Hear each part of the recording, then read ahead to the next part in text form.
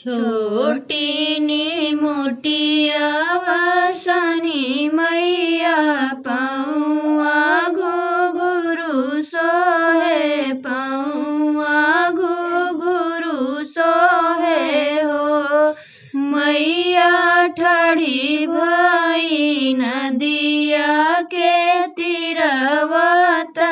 केवटा पुकारैत केवटा बोला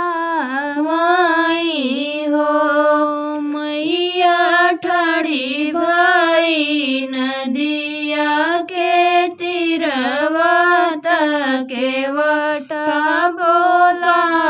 रैत केवटा बोला माई हो कहाँ से आवेलू अवसनी मैया कहाँ के जाबिऊ त कहाँ के जाबिऊ हो मैया कमन जरूरत तोहरे लागी त हम का पुकारिऊ त हम का बोलाइऊ हो पूरबू से आए हम केवटा त पछुआई के जाबई त पछुआई के जाबई हो केवटा हाली बेगे नैया ले आवऊ त परवाऊ तारऊ त परवाऊ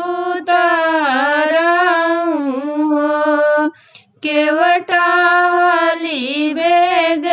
नैया ले आवऊ त परवाऊ तारऊ त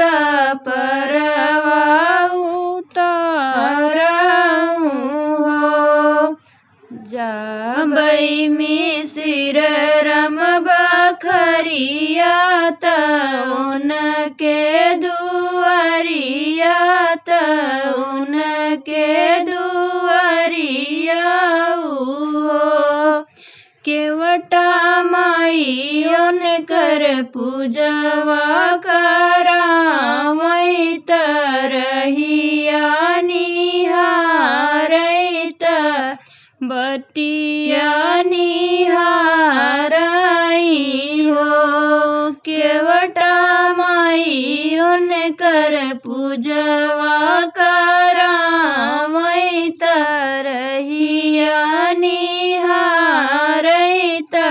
बटिया निहारई हो पोखर से मटिया मंगाए होई है बेदिया लिपाए होई है बेदिया लिपाए होई है हो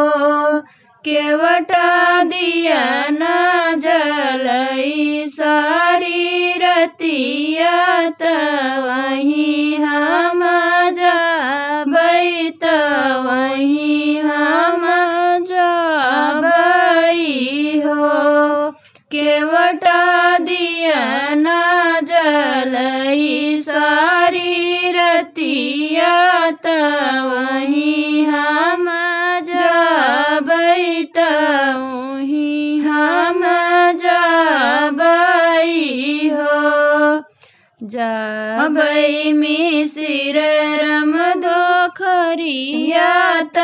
उनके दुआरिया त उनके दुआरिया हो केवटा रानी उनकर पूजवा करावई त बटिया निहारई त बटिया निहारई हो सात सुहागिन बोलाए होई है कलशा भराए होई है कल सभराए होई है हो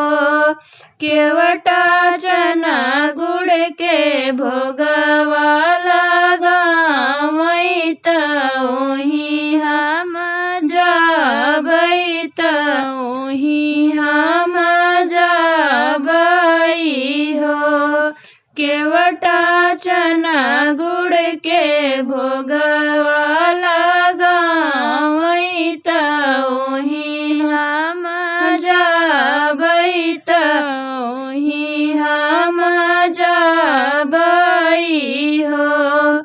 केवटा लैया के भोगवा लगावई त ओही हम